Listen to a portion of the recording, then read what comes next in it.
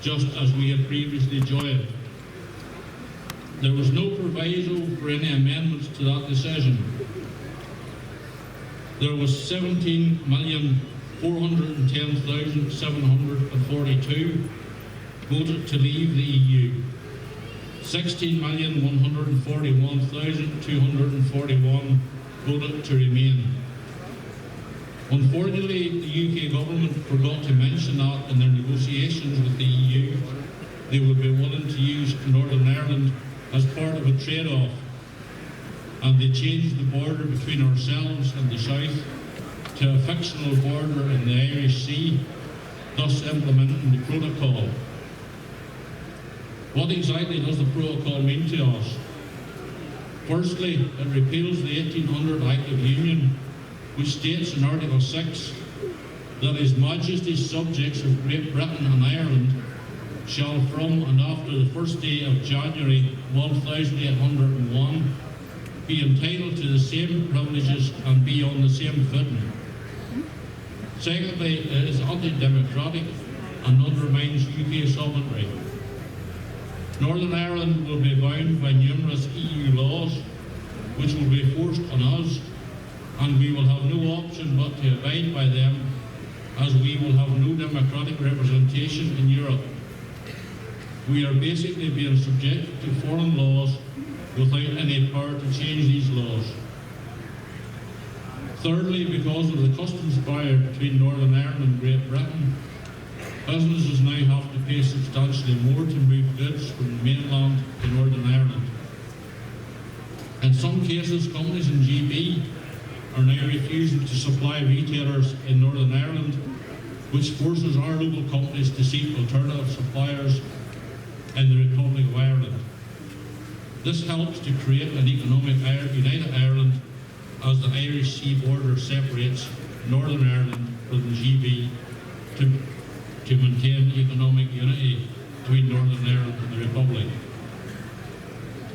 The Grand Orange Lodge of Ireland have been instrumental in meeting with the leaders of all four Unionist parties, and on the 28th of September 2021, which is known locally here as Ulster Day, the four leaders pledged their support to affirm their opposition to the Northern Ireland Protocol and agreed that it must be rejected and replaced by arrangements to fully respect Northern Ireland's position as a constituent and integral part of the United Kingdom. We have heard people say on numerous occasions that history has a habit of repeating itself. How many times over the years have the Protestant people in this country been cornered with their backs against the wall? Thinking back to 1688, when the bravery of 13 young apprentices closed the gates of Londonderry, and all the population within the city were prepared to die of hunger before they would capitulate to the Catholic King James and surrender the city to him. Their response to King James at that time was firmly, no surrender.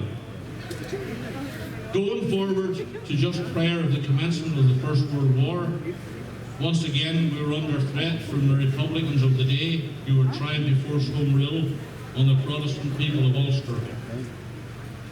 One man came forward, an Irish Unionist and barrister called Edward Carson, who became instrumental of uniting the Unionist people of Ulster in defence of their country, proving the old adage of united we stand, divided we fall. Once again, we the Protestant people are under threat in our own country, and once again, we the Protestant people must unite and ensure that Boris Johnson respects the wishes of the loyal people living in Northern Ireland and trigger Article 16 of the Protocol, which sets out the process for taking unilateral safeguard measures if either the EU or UK concludes that the deal is lending to serious practical problems or causing division of trade. That would effectively end the Irish Sea border. On finishing, I thank you sincerely for taking the time this evening to come along and find out exactly what the Northern Ireland Protocol means to you.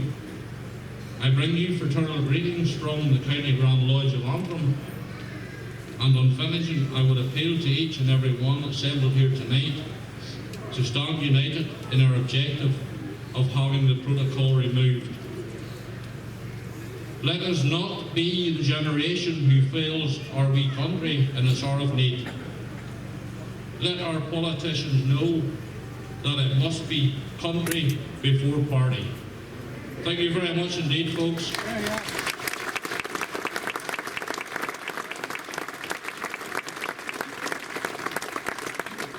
I will now ask you to put your hands together and give a rousing Ballymoney welcome to Mr. Jimmy Bryson, our first speaker.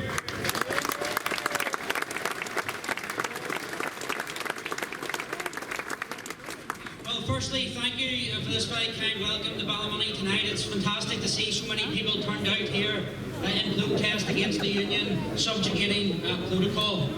And as we stand here in Ballymoney tonight, make no mistake, we do so under the jackboot of the Irish government and the European Union. We are now second-class citizens within our own country, told that we must accept the demolition of our union and that we must do so with good grace, because otherwise the border might go where it belongs and nationalism might not like that. And you see, that works in the core ethos of this so-called peace process. And the ethos of the peace process is, and always has been, this: unionism must give and nationalism must get. Well, ladies and gentlemen, we have given enough long ago, and we will give no more.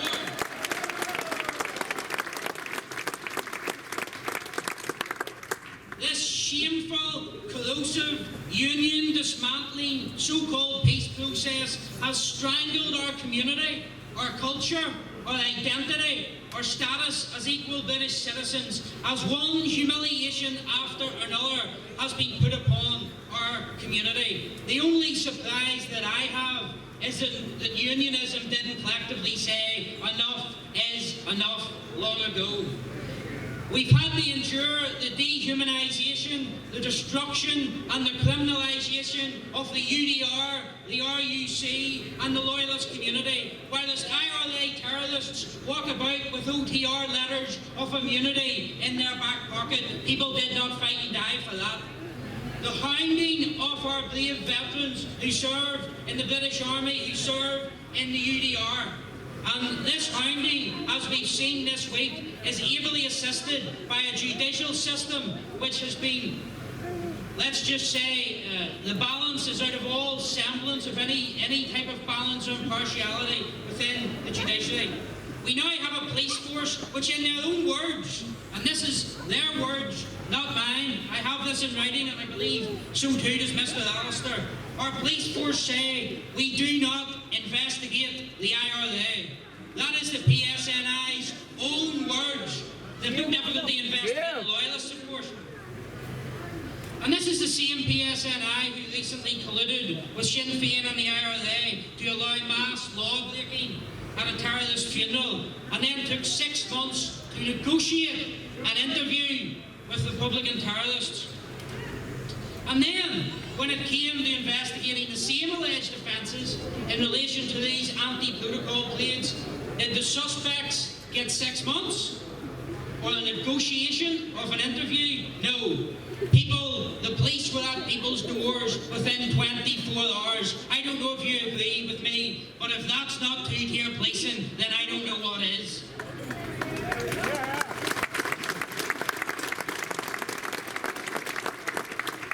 And these are just some of the examples, because I'm trying to keep this short. If I listed them all, we'd be here all night. These are just some of the examples of the apparent concessions unionism has been expected to endure in the name of this apparent peace. But it's never really been peace. It has always been peace with a gun to its head. Because the perpetrators of terror in the IRA, the aggressors in the conflict, they never came to the conclusion that they were wrong. They never apologised. They never changed their mind that their terrorism was correct. They simply think they can get more out of the democratic process. Because, make no mistake about it, if the provisional IRA decided tomorrow that they would be able to get more by going back to bombing and butchering our community, they would do exactly the same thing again and never think otherwise. So to put it simply, unionism is expected to facilitate the incremental destruction of our identity and place in the union as a trade-off for a conditional peace, which is conditional upon the ethos that unionism must give and nationalism must give. And those in pro-agreement unionism urge support for the Belfast Agreement based on the premise that the principle of consent was a sufficient safeguard for the union. But they were deceived, and they in turn, perhaps if we're kind, inadvertently deceived others. As the Court of Appeal has made clear, the principle of consent is no safeguard. It's more like a chocolate fire guard when it comes to the union, and that is not what anybody was promised in 1998. But you see, when it comes to Northern Ireland's place within the union, you can change everything but the last thing being the final formal transfer of our sovereignty, the handing over of the title deeds, or, as others have aptly put it, including Sir Geoffrey and Jim Allister, you can salami slice the union, you can cut it off piece by piece, pardon the pun, but so long as the union remains technically alive, its butchering is somehow permissible. And so the Court of Appeal equally confirmed the Act of Union, which is the Union, by the way, has been subjugated. It is under the jackboot of the Northern Ireland Protocol, designed to hold Northern Ireland, to hold us, our community, hostage, slave-like, within an economic United Ireland, expected to participate in a process to facilitate our own destruction. The obvious conclusion, therefore, as set out very well this week in writing by both Sir Geoffrey, Jim Allister, and the PUP leader, Billy Hutchison, if you can hand lawmaking powers to the EU without offending the apparent principle of consent, then you can equally hand lawmaking powers to Dublin. Is there anybody here that will tolerate joint authority over our wee country? No. Because if that's the case, now is the time to stand, because, ladies and gentlemen, we are almost at that point. To go back to the institutions of the Belfast Agreement, even if the protocol was removed, whilst the fundamental deception on consent remains as a corrosive beating heart of the agreement, would be an act of constitutional self-harm. A few weeks ago, a particular unionist leader said that some of us want to destroy the Belfast Agreement. It's about the only thing he's been right on. I do want to destroy the Belfast Agreement. It's rotten, it's corrupt. It's rotten, it's corrupt, and for 24 years has brought absolutely nothing but the destruction of our cherished place within the Union.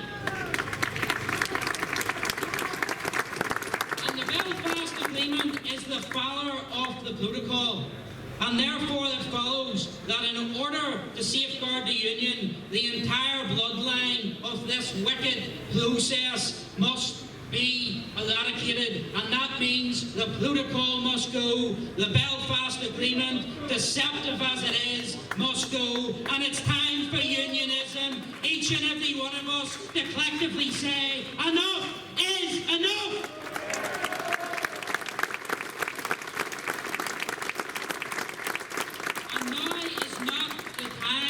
For implementing our own destruction via the protocol or the Belfast Agreement. And just to point out to that other unionist leader, it's most certainly not the time for implementing the protocol with additional north-south bodies. Instead, now it's a time for unionism and loyalism of all shades to take a stand. Ladies and gentlemen, the time is not coming when every loyal citizen of Ulster may take their stand. The time is here, and the time is here now. And every person standing here tonight and across Ulster faces a choice to embody the spirit of the Ulster Covenant, or to lie down and accept for ourselves and our children that we will live under subjugation, that we'll be treated as second-class citizens under the jackboot of an economic and cultural and eventually sovereign United Ireland. And I hope the loyal people of Ballymoney will join me in sending a message to Dublin. You will never take Ulster. We will never be your subjects. We will never exist meekly in the United Ireland, economic or otherwise. And most of all, we will never tolerate the imposition of a protocol or the continuation of a process which is designed to dismantle and destroy the union that our forefathers fought and died to defend.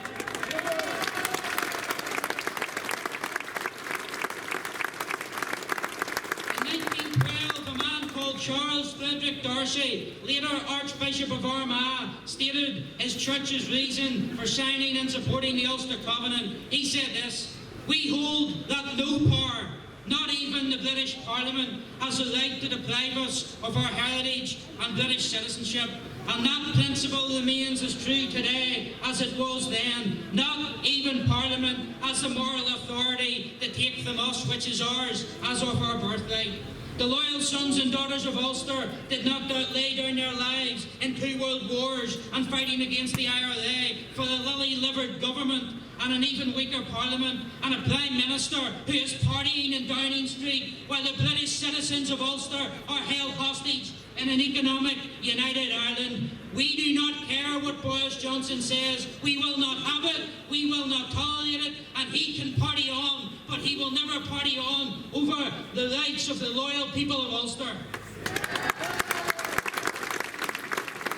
Think about it, ladies and gentlemen. The Irish government that used the threat of IRA bombs to leverage this wicked protocol upon us. And what is our Secretary of State doing? He's having tea and buns and issuing joint statements with the Irish government's meddling aggressor, Simon Coveney. The Irish government come to Northern Ireland and swan around as if they own the place. And it's perfectly legitimate that Unionists and Loyalists exercise a basic right of peaceful protest, and I do emphasise peaceful protest, in order to ensure that Irish government officials will no longer be able to behave as if they have some kind of authority in this part of the United Kingdom, whilst they continue to use the threat of IRA bombs to hold our people hostage. Our Secretary of State, of course, tried to convince us that there wasn't even a border in the Irish Sea. Such treachery, such lies, and such deceit. Those Conservatives who were bombed and murdered in Bryson, Early Neve and others must be turning in their grave when they see the likes of Brandon Lewis selling our precious union slice by slice. So it's time, and I hope the people of Ballymoney agree with me, Brandon Lewis, it's time to go. If he wants to have tea and buns with the Irish government or issue conciliatory statements with his newfound friends in the European Union, then he can do it on his own behalf rather than purporting to speak on behalf of the people of Northern Ireland. And last summer the temperature was lowered because we foolishly, naively trusted the UK government's command paper, issued to try and calm Unionist and Loyalist anger. It was a false promise, a clever device to lower the temperature over the marching season. We won't fall for that again. It's time for action by the government, not more words. So here is a message to our own government. Take a lesson from 1912. Loyalty goes both ways. And if you think for 1 minute that we will ever allow you to sell our homeland piece by piece, then you're living in a fool's paradise. And as for the Irish government, you keep your covetous nose out of the internal affairs of our country. Your political meddling is neither wanted nor welcome in this sovereign British territory. This isn't your country, and it's about time you realise that. We aren't your subjects, and we never will be.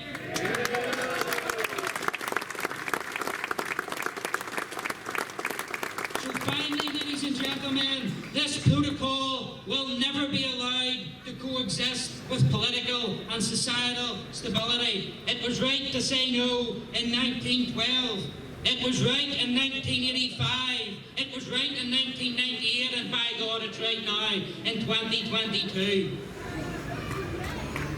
And listen carefully to this, and I hope the British government listen to this. The principles set out and the words set out in the Ulster Covenant, all of them remain as valid today as they did then. There is nothing we will not do to defend for ourselves and our children our homeland, which was built upon the blood, sweat and tears of our forefathers. No self-respecting unionist or loyalist is in the mood to listen to Jerry Kelly, the old Billy bomber, telling us to dial down the temperature or dial down the electric. Quite the reverse. It's time to politically fire it up. And the last message tonight, and let them hear you in Dublin, after 24 years of this so-called peace process, our message, the Unionist message, is clear. Enough is enough!